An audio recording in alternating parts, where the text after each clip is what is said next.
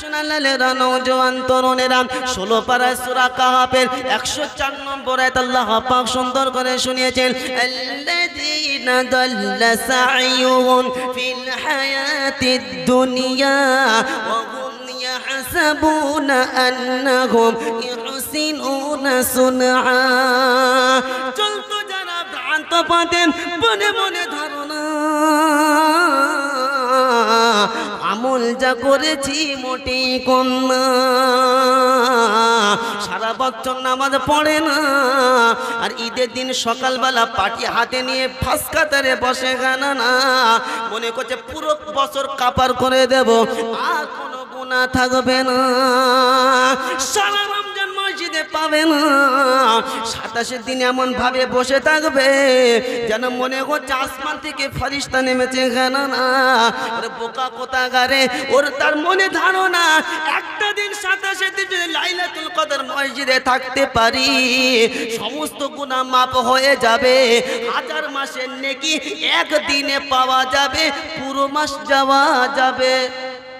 ওটা আমি বলে মার খাবো না, বাস্তব এটা হ্যাঁ না। ও মেদিনীপুর এলাকার যুবকের আব্বারা সোনামণি মা বোনেরা, আমি আপনাদের বলছি না, আপনাদের কন্ডিশন আমি জানি না, কিন্তু আপনাকে বলে যাই শুনে রেখে দেন। এমন দুনিয়া জিন্দেগি ধোকায় ফেলে দেবেন, আল্লাহর হুকুম যখন থাকবে না, আল্লাহর হুকুম মোতাবেক যখন হবে না, নবী সুন্নাত মোতাবেক যখন কাজ হবে না, ফালা নুকিমু লাহুম ইয়াউমাল কিয়ামাতি ওয়াজনা, মিজানের পাল্লায় আমল সেদিন তুলে দেখা হবে না। যদি সপ্তাহে জুম্মার নামাজ পড়তে যায় তোর কদের বেশি বাপের বেটা থাকবে না, যেন মনে হচ্ছে আসমান মাথার উপরে ভেঙে পড়েছে খানা না। আপনাদের কিন্তু আমি বলছি না, ভক্তি শোনালেরা নওজোয়ান তরুণেরা এমন ব্যস্ততা মসজিদে দেখাবেন, যদি খতম তারিবি হয় ইমাম সাহেব যদি তাশাহুদটা লম্বা করে পড়ে, মাসুরা দরুদ শরীফ যদি পড়ে পিছন থেকে গলা ঝাঁকান, তার মানে কি তাড়াতাড়ি সালাম ফেরা বেশি দেরি। ভক্তি শোনালেরা ইমানওয়ালা নমুনা, ইমানওয়ালা আল্লাহর ঘরে ঢুকবে, পার হতে মন যাবে না। বলো মাছ পুকুরে থাকতে ভালোবাসে না ডাঙায়? ইমানওয়ালা আল্লাহর ঘরে ঢুকবে, কখন বার হবে টাইম জানা থাকবে না। কথা বুঝতে পারছেন না? আরে শুধু ঘুরতে আছে কে রে, কোন ইমাম সাহেব, কোন টাইম জানাচ্ছে নাকি? 35 করবে, কথা বুঝতে পারছেন না? বাপজি সোনার লালেরা মনে মনে ধারণা। আপনারা বলেন সরকারের তরফ থেকে বলা হলো যে 5টা রাত আছে, 21 থেকে কি বলেন জি 26, 21 থেকে 25, এই 5টা রাতের ভিতরে একটা রাত্রে সকল ইউনিটকে প্রত্যেক পার হেড 1 লক্ষ করে টাকা দেওয়া হবে। কটা রাত বলেছি? 5টা রাতের ভিতরে কটা রাত দেবে? একটা রাত দেবে, কত লক্ষ করে টাকা? 1 লক্ষ করে। বলেন প্রতিটা ব্যক্তি কোন রাতে যাবে? সকলেই বলে কিছু চুপ করে আছে, কি রে কি তাবারক দিলি ভালো নাকি?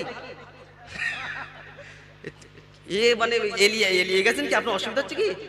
হ্যাঁ, অসুবিধা হলে বলবেন, আমি চলে যাবো, আমি তো অনেক দূর থেকে এসেছি। কি বলেন? বলেন 5টা রাতে যদি বলা হয় 1 লক্ষ করে টাকা দেওয়া হবে, 5টা রাতের ভিতরে একটা রাত কোন রাতে যাবে? 5টা রাত যাবে। মাশাআল্লাহ, আপনার শিক্ষিত মানুষ, জ্ঞানী মানুষ, বুদ্ধিজীবী মানুষ। তা আপনারা বলেন লাইলাতুল কদরে 5টা বিজোড় রাত আছে, শেষের 10 রাতের ভিতরে কটা বিজোড় রাত? 21, 23, 25, 27 আর এই 5টা রাতের ভিতরে কদরের রাত 27, এটা আপনাকে কে বলবে? কথা বলে এরা কদরের রাত যে 27 কি বলো না, কোন সারাহাতান কি বলেন যে ওই 27 রাত্রি যে কদর, এটা আপনার কাছে কে ওই নাজিল হলো? তো ওই দিনে কেন ভিড় হলো? কথা বুঝতে পারছেন না? দেখা যাচ্ছে সরকার বলল যে 5টা রাতের ভিতরে একটা রাত আমি 1 লক্ষ টাকা দেবো, তো এই দেখছে যে যদি একটা রাত মিস করি, দেখাচ্ছে ওই রাত্রি টাকা দিল, তাহলে আমি 1 লক্ষ টাকা পেলাম না, সুতরাং 5 রাত্রি যাবো। ছেলে যেতে যাচ্ছে না, কি বলেন যে সেই রকম কম্বল মেরে শুয়েছে, কম্বল মত ছিড়ে তোর কথা করে 1 লাখ টাকা মিস, চল চল বলবে কি বলবে না? সকিনা যদি তোমাকে যে কি বলে বলবো, কি নিয়ে দেবো না তোমার টাকা থেকে 1 লক্ষ টাকা মিস কি চল, বলবে কি বলবে না? তো আমি 27 রাত্রে গেলাম, দেখা যাচ্ছে 29 রাত্রে কদর ছিল, তাহলে আমি কি কদর পেলাম না কদর থেকে বঞ্চিত হলাম? আপনারা বলেন। আল্লাহ পাক শোনালো লাইলাতুল কদরি খায়রুম মিন আলফি শাহর, এই একটা রাত শুনে রেখে দেন 1000 মাসের চাইতে উত্তম।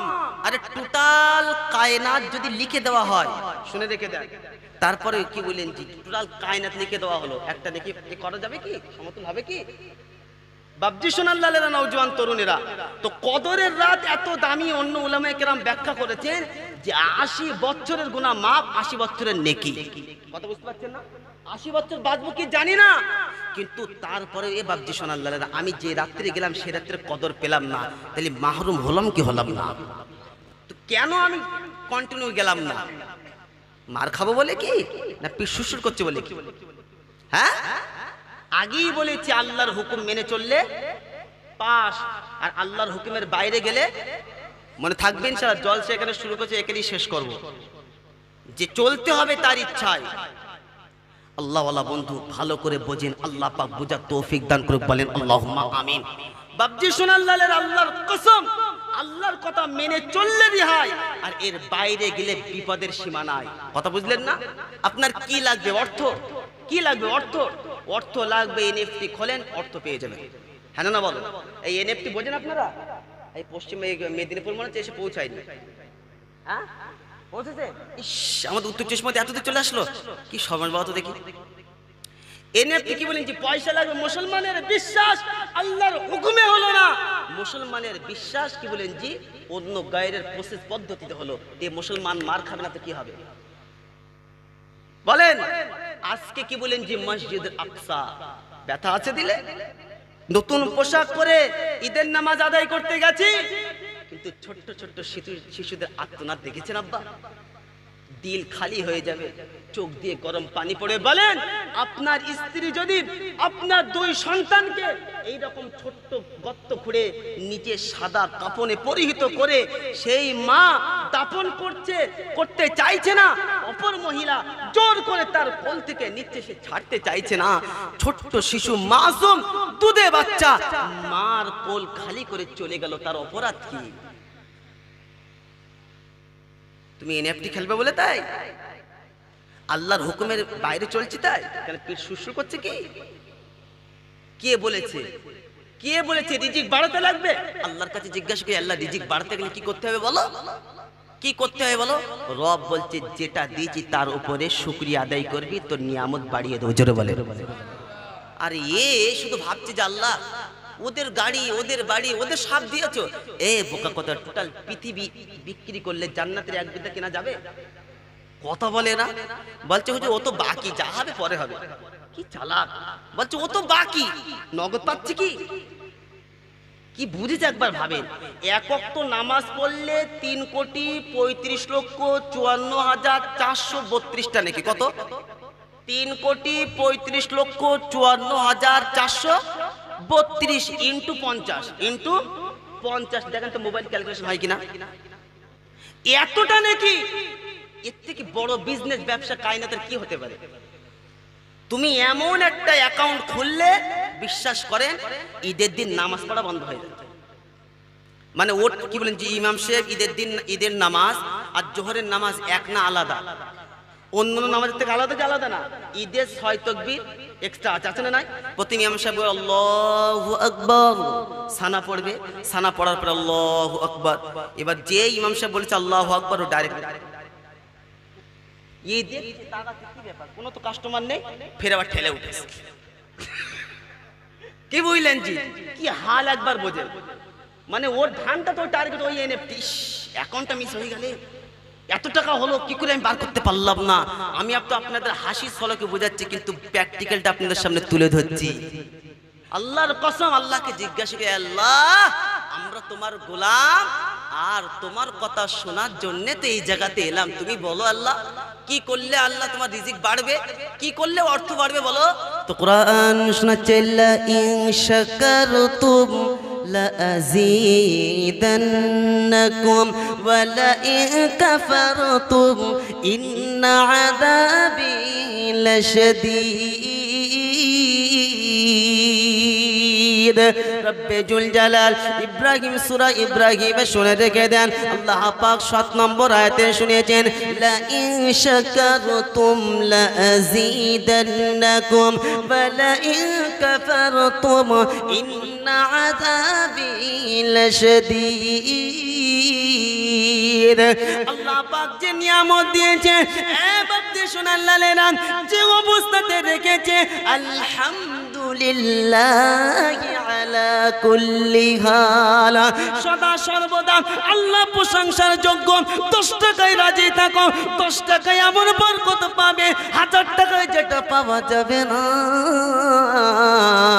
বরকত দেনেওয়ালা যিনি তিনি হলেন আল্লাহ, অন্য কেউ না।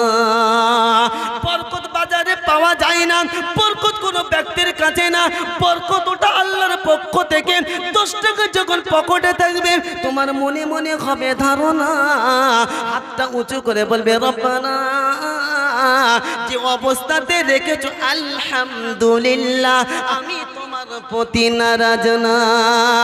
আল্লাহর কসম শুনে রেখে দেন আল্লাহ পাক শুনেছেন নিয়ামতের যখন নিয়ামতের শুকরিয়া আদায় হবে আমি আল্লাহ নিয়ামতকে বাড়িয়ে দেব, আর নিয়ামতের যখন নাশুকরি হবে নিয়ামতকে ছিনিয়ে নেব।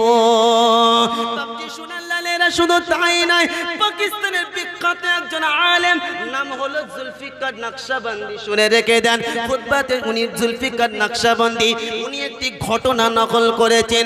শুকরিয়াকারী জান্নাতি,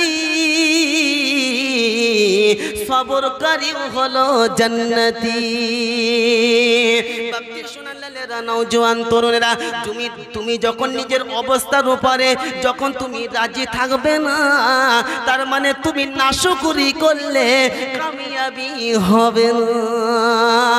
বাস্তবে একটা গল্প আপনাকে বলি, আল্লাহ পাক একজন মাওলানাকে এত মাল দিয়েছে, একজন মাওলানার কাছে গেছে গিয়ে বলছে আমার মাল কমে যায়, এত মাল আল্লাহ দিয়েছে মাল কমবে কি করলে বলো। মাওলানা সঙ্গে সঙ্গে তাকে ইনফরমেশন দিল তোমার মাল যদি কমাতে চাও তুমি আল্লাহর নাশুকরি করো। একজন গরিব মাওলানার কাছে গেছেন, কে বলছে বলো তোমরা তো শুধু বায়ান দিয়ে বেড়াও, বলো আমার মাল বাড়াতে গেলে অভাব দূর করতে গেলে কি করতে হবে বলো। সঙ্গে সঙ্গে বলছে যদি অভাব দূর করতে চাও সদা সর্বদা আল্লাহর শুকরিয়া আদায় করো। এইদিকে ধনী ব্যক্তিরা রাস্তায় চলাচল করছেন, চলাচল করতে করতেন সেই রকম গরম তৃষ্ণা পেয়েছে, একটা টিউবওয়েলের কাছে গেছে, ঠান্ডা পানিটা যখন পান করেছে তার জানটা শান্তি পেয়ে গেছে, অন্তরটা ঠান্ডা হয়ে গেছে। সঙ্গে সঙ্গে বলছে যে আল্লাহর নিয়ামত আমি ভক্ষণ করলাম, আমার তৃষ্ণা যিনি মিটিয়ে দিল তার নাশুকরি কি করে আমি থাকবো। সঙ্গে সঙ্গে পানি পান করার পরে বলছে আলহামদুলিল্লাহ। যখন আলহামদুলিল্লাহ বলল মাল যা ছিল পূর্বের থেকে আরো বেড়ে গেল। গরিব মানুষ রাস্তা দিয়ে চলাচল করছে, চলতে চলতে কাপড়টা ছিঁড়ে গেছে। কাপড় কি হয়ে গেছে? ছিঁড়ে গেছে। ওইদিকে মাওলানা বলেছিল যে অবস্থায় থাকবে শুধু কার শুকরিয়া হবে? আল্লাহর শুকরিয়া হবে। সঙ্গে সঙ্গে গরিব বলছে কাপড় ছিঁড়া অবস্থায় কত মানুষ নামাজ পড়ে না, কিচ্ছু করে না, আল্লাহ তাদের এত কিছু দিয়েছে, আমার বেলায় কেন দেখতে পাই না? গরিব মানুষের জবান দিয়ে আল্লাহ শুকরিয়া আদায় হলো না, বড় লোকের জবান দিয়ে আল্লাহ শুকরিয়া আদায় হলো। আল্লাহ পাক গরিবকে আরো গরিব বানিয়ে দিল, ধনীকে আরো বেশি মালদার করে দিল। মেদিনীপুর এলাকার যুবকেরা কোন রকম চক্রান্তে পা দেব না, কোন রকম এনএফটি বলম, কোন রকম গাইরের প্রসেস পদ্ধতিতে পা দেব না। আল্লাহর কসম ফেসে যাব, নাজাত কিন্তু পাবো না। নাজাত যদি পেতে চাই আল্লাহর হুকুমে পাবো, নবীর তরিকায় পাবো, এর বাইরে দ্বিতীয় নম্বর কোথাও মগজ মারবো না। আল্লাহ পাককে জিজ্ঞাসা করি রব্বানা তুমি কি ব্যবসার কথা বলেছো? যে ব্যবসাটা কোরআনে আছে একবার বলো তো। কোরআন বলছে একবার বিসমিল্লাহ বলে খোলো। ইয়া আইয়ুহাল্লাযীনা আমানু আদুল্লুকুম আলা তিজারাতিন তুনজিকুম মিন আযাবিন আলীম তুমিনুনা বিল্লাহি ওয়া রাসূলিহি ওয়া তুজাহিদুনা ফি সাবিলিল্লাহ বিআমওয়ালিকুম ওয়া আনফুসিকুম যালিকুম খায়রুল লাকুম ইন কুনতুম তা'লামুন। এই সামনে আসে, আল্লাহু আকবার। আরে শুনেছেন, আমি তো বুঝতেই পাইনি, দেখেছো? তালে তাল মিলায়, কি বলেন জি? অনেক মানুষ আছে গানে গান মিলায়, কথা বললেন না? আমি পড়ছি, আমার বাবাজি কি বলেন জি সাথে সাথে পড়ছে, কথা বুঝতে পেরেছেন? এটা তো আনন্দের বিষয়। আল্লাহ পাক শুনেছেন, কি শুনেছেন? ইয়াগফির লাকুম যুনুবাকুম ওয়া ইদখিলুকুম জান্নাত। কোরআন শরীফের পারা নম্বর 28, সূরার নাম সূরা সফ, আয়াত নম্বর 10। নজরটা মেরে একবার দেখে নিতে পারেন। আল্লাহ পাক শুনেছেন বাম সাইডে ছাপায়, ইয়া আইয়ুহাল্লাযীনা আমানু, তোমাদের জন্য ঘোষণা, আমি আল্লাহ তোমাদের যে উত্তম ব্যবসার কথা বলবো না। এদিক সেদিক কোন দিকে আমরা যাচ্ছি, কোন দিক বিজনেস করতে যাচ্ছি, কোন ব্যবসার দিকে দৌড়াচ্ছি, কোন এনএফটির দিকে দৌড়াচ্ছি। রব বলছে হাল আদুল্লুকুম আলা তিজারা, আমি আল্লাহ তোমাদেরকে উত্তম ব্যবসার কথা বলবো না, যে ব্যবসা করলে তোমাদের যন্ত্রণা দেখ আযাব দেওয়া হবে না, পেরেশানির সম্মুখীন হতে হবে না, কবরে তোমাদের আযাব হবে না। সেই ব্যবসাটা হলো তুমিনুনা বিল্লাহি ওয়া রাসূলিহি, আমি আল্লাহ আমার উপরে পাক্কা বিশ্বাস করতে হবে, আমার রাসূলের অনুসরণ করতে হবে, এটা তোমার জন্য ভালো হবে। কে বলছেন ভালো হবে? আর আপনার কি বলেন যে কে বলে দিল? আপনি কি গুগলে সার্চ করলেন, কি করলেন? বলছে বোকা কথা জানিস তুই, শুধু ডলার আর ডলার উঠছে, মাল কি বলেন যে শো করছে আর পাচ্ছে না, কথা বললেন না? বলছে ওই অ্যাকাউন্টে পড়ে থাকবে, তুলতে পারবি না। এটাও কি বলেন যে আপনাকে দেখাবো খাতা কলমে ইনশাআল্লাহ। আল্লাহর হুকুমের বাইরে যখন চলবে, দুনিয়া অশান্তি, এমন জায়গায় ফেসে যাবি কি বলেন যে এই দুঃখের কথা কাউকে বলতে। অনেকে জমি বিক্রি করে, অনেকে ছাগল বিক্রি করে, অনেকে কষ্ট করে অ্যাকাউন্টে টাকা রেখেছিল আর শুধু ডলার কামাচ্ছে, শুধু এ করছে তা করছে, পয়সা ইনভেস্ট করেছে এনএফটি বলেন, যত রকম ইয়ে আছে, তাদের পরিকল্পনায় পা দিয়েছে তো মাল ফেসেছে, রাত্রিবেলা ঘুম কি বলেন যে ছুটে গেছে, কথা বুঝলেন? কিন্তু আপনাদের গ্রামে একটা লোক আমাকে দেখান যে ওই ব্যক্তি আল্লাহর হুকুম মেনে চলে, 5 ওয়াক্ত নামাজ পড়ে, সুন্নত মোতাবিক চলে, ও পেরেশানিতে আছে, একটা দেখান জুতোর মালা বাড়ি নিয়ে যাবো, বলেন দেখাতে পারবেন? হ্যাঁ এ বাবজি সোনাল্লালেরা, নওজোয়ান তরুণেরা, একটা দেখান যে 5 ওয়াক্ত নামাজ পড়ে আর ওই ব্যক্তি সব থেকে গ্রামে সব থেকে বেশি কঠিন তোমার এতে আছে, রোগে আক্রান্ত আছে, দেখাতে পারবেন? আল্লাহর হুকুমে রিহাই, আল্লাহর হুকুমে শান্তি, আল্লাহর হুকুমে শান্তি, নবীর সুন্নতে শান্তি, আর এর বাইরে শুধু অশান্তি, এর বাইরে কি অশান্তি। আল্লাহ পাক আমাদের সকলকে বুঝা তৌফিক দান করুক, বলেন আল্লাহুম্মা আমিন। ওই জন্য ভাবছি সোনাল্লালেরা, নওজোয়ান তরুণীরা, আমার সোনামণি মা বোনেরা, আল্লাহ পাকের ইচ্ছায় নিজের জিন্দেগি অতিবাহিত করতে হবে, আল্লাহর হুকুমে নিজের জিন্দেগি অতিবাহিত করতে হবে। সাহাবা রিজওয়ানুল্লাহি তাআলা আনহুম আজমাইন, তাদের কেউ অর্থের লোভ দেখিয়েছিল, কিসের লোভ? চক্রান্ত তারা পা দেয়নি। কেমন? একজন সাহাবীর নাম হলো আব্দুল্লাহ ইবনে হুযাফা রাদিয়াল্লাহু তাআলা আনহু। কি নাম? আব্দুল্লাহ ইবনে হুযাফা রাদিয়াল্লাহু তাআলা আনহু, নবীর সাহাবী। তার সঙ্গে আরো দুজন সঙ্গী ছিল, তাদেরকে জালিম বাদশা বন্দী করলো। জালিম বাদশা যখন বন্দী করলো, বন্দী করার পর তাকে বলছে যে তোমরা ঈসাই হয়ে যাও। কি হয়ে যাও? ঈসাই হয়ে যাও। বলছে কোনো মতে আমরা ঈসাই হব না। কি ভাবছো তুমি? বল তোমাদের অর্থ লাগবে, অর্থ দেব, নারী লাগবে, নারী দেব, পাওয়ার লাগবে, পাওয়ার দেব, ক্ষমতা লাগবে, ক্ষমতা দেব। বলছে তোমাদের যা অফার করার আছে তোমরা করো, সর্বশেষ কথা আমরা কখনই ঈসাই হব না। কারণ মুসলমান কখনই কি বলেন যে ইমানের সঙ্গে অন্য কিছু সওদা করতে পারে পারে কি? সব দিয়ে দেবো, তোমার জমির প্রয়োজন, জানের প্রয়োজন, গর্দানের প্রয়োজন, সব নিয়ে নাও, কিন্তু আমরা আল্লাহ এবং আল্লাহর রাসূলকে কখনোই নারাজ করতে পারবো না। তো বাবজি সোনাল্লালেরা, আব্দুল্লাহ ইবনে হুযাফা রাদিয়াল্লাহু তাআলা ভালো করে শুনেন, তার দুই সাহাবীকে বন্দী করা হলো, তিনজন সাহাবা ছিল, তার দুই সঙ্গী সাথীকে বলা হলো তোমরা হবে না? বলছে না, আমরাও হব না। তা বলল ওই জালিম বাদশা সঙ্গে সঙ্গে শুনে রেখে দেন, তার পূজাদেরকে বলল যাও লাঠি নিয়ে আসো, লাকড়ি নিয়ে আসো। লাকড়ি নিয়ে আসা হলো, বলছে লাকড়িটা জ্বালাও, জ্বালানো হলো, শুকনো কাঠ জ্বালানো হলো। বলছে কড়া রাখো, কড়া রাখা হলো, কড়াতে পানি ঢালো, পানি দেওয়া হলো। বলছে পানি যখন টকবক করে ফুটবে, ওই ফুটান্ত পানিতে এদেরকে ফেলো। শুনছেন আপনারা? বলেন কত বড় পরীক্ষা, কত বড় পরীক্ষা বলেন। তো সঙ্গে সঙ্গে যখন আব্দুল্লাহ ইবনে হুযাফা রাদিয়াল্লাহু তাআলা ওই সাথীকে নিয়ে আসা হলো, বলছে দেখছো কি করা হচ্ছে, ফুটান্ত পানি, আগুন, ওই পানিতে তোমাকে ফেলা হবে, তুমি যদি ঈসাই হয়ে যাও তোমার ছেড়ে দেওয়া হবে। তো বলছে এর থেকে কঠিন আযাব কি, এর থেকে কঠিন ব্যবস্থা যদি তোমরা করো, যত যাই তোমাদের ইচ্ছা করো, তারপর আমরা কোনো মতেই ইসলাম ত্যাগ করব না, ঈমান ছাড়ব না। যারা বলেন সুবহানাল্লাহ। সঙ্গে সঙ্গে এরা শুনলো না, দেখছে হচ্ছে না, ওই ফুটান্ত টকবক করে যেমন ভাত রেডি হয়ে যায়, ফ্যান টকবক করে ফোটে কি ফোটে না, তো ওই ফুটান্ত পানি, গরম পানিতে নবীর সাহাবীকে কি বলেন যে নিক্ষেপ করা হলো। কথা বুঝতে পারছেন? যেই নিক্ষেপ করা হলো উনি তো শহীদ হয়ে গেল। কেন?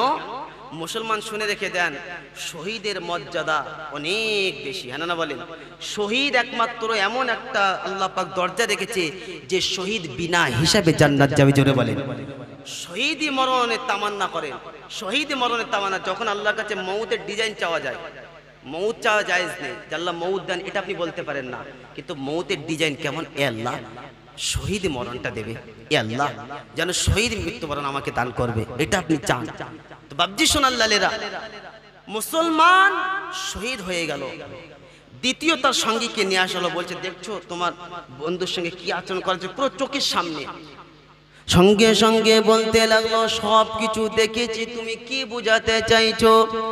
ঈমানওয়ালা কখনোই কায়নাতে কাউকে ভয় করে না, আর ঈমানওয়ালা কারোর সামনে মাথা নত করে না। ঈমানওয়ালা একমাত্র কায়নাতে আল্লাহকে ভয় করে, এমনকি কাউকে ভয় করে না। আল্লাহ ছাড়া কাউকে ভয় করে না, মৃত্যুর ভয় করে না, মরতে রাজি, ঈমান ছাড়তে রাজি না। সঙ্গে সঙ্গে তাকে ওই ফুটন্ত পানিতে নিক্ষেপ করা হলো। বাবজি সোনাল্লালেরা, নওজোয়ান তরুণেরা, এমত অবস্থায় আব্দুল্লাহ ইবনে হুযাফাকে বলা হলো, সঙ্গে সঙ্গে আব্দুল্লাহ ইবনে হুযাফাকে একটি ঘরে বন্ধ করা হলো। ঘরে বন্দি করার পরে একজন নারীকে নিযুক্ত করা হলো। ওই নারীকে বলা হলো তোমার মোটা অঙ্কের টাকা দেব, যেটা প্রয়োজন সেটা দেব, যে কোনো মূল্যে হোক, একটা রাত অপকর্মে তাকে লিপ্ত করাতে হবে, একটা রাত যে কোনো মূল্যে হোক। নারী বলছে কোনো ব্যাপার না, আমার দিকে যে টাকা সে নজর ফিরায় না, আমার তাওয়াজ জানো, তুমি টাকা বলতে রেডি করো, পুরস্কার রেডি করো, ইনাম রেডি করো, আমি এক্ষুনি আসছি। একটা রাত বলেছিল, একটা রাত, 3 দিন 3 রাত অতিবাহিত হয়ে গেছে। নবীর সাহাবী মাথাটা উঁচু করে ওই নারীর দিক ফিরে তাকায়নি। জোরে বলে। ঈমানওয়ালা সব কিছু ঠুকরাবে, কিন্তু ঈমানওয়ালা, আমি আগেই বলেছি, আল্লাহ এবং আল্লাহর রাসূলকে কখনোই নারাজ করবে না। বাবজি সোনাল্লাহ, সর্বশেষ আব্দুল্লাহ ইবনে হুযাফার কাছে ওই নারী পরাজয় হলো, নারী পুরস্কার হলো না, নারী বেইজ্জতি হলো। বাদশার কাছে এসে বলছে তুমি কাকে নিয়ে আসতে পারছো, দেখি কি পুরুষে, এ কথা তো দূরের কথা, ফিরেও তাকায় না, কি আল্লাহু আকবার। কথা বুঝতে পেরেছেন কি?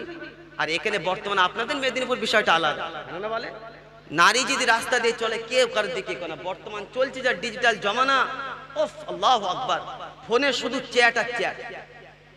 কথা বুঝতে পারছেন না? চ্যাট মানে কি জানেন? কত রকম ভাবে মানে প্রসেস গায়ের মানে পদ্ধতি চালাচ্ছে।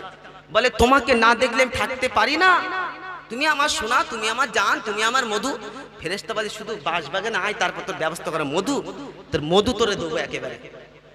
তো চাট একেবারে বার করো, পাশে চাট আই শুধু একবার।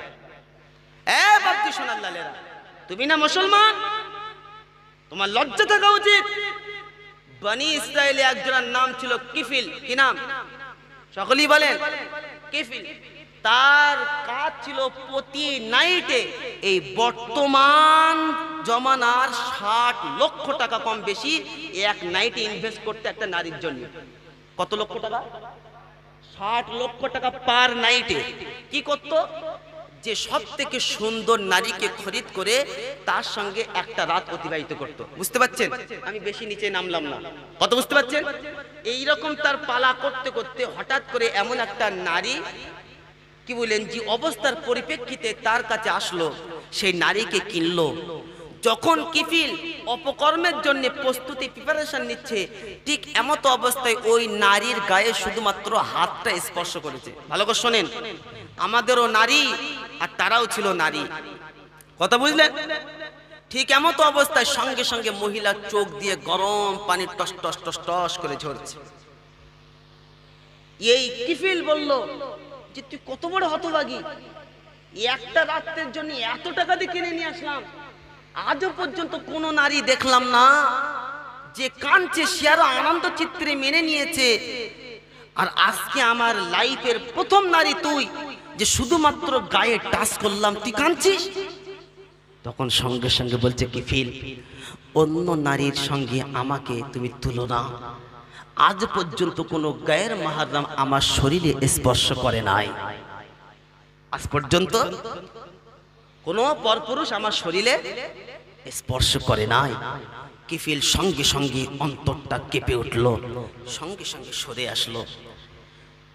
তখন ওই নারী বলছে কিফিল, আজকে যদি আমি হয়তো অবস্থার পরিপ্রেক্ষিতে এই জায়গাতে আসলাম, যদি আজকে আমি অপকর্মে লিপ্ত হয়ে যাই, তাহলে ময়দানে মাহশারে যেদিন আল্লাহর কাছে আমাকে দাঁড়াতে হবে, ওদিন কদিন কি জবাবদিহি করব?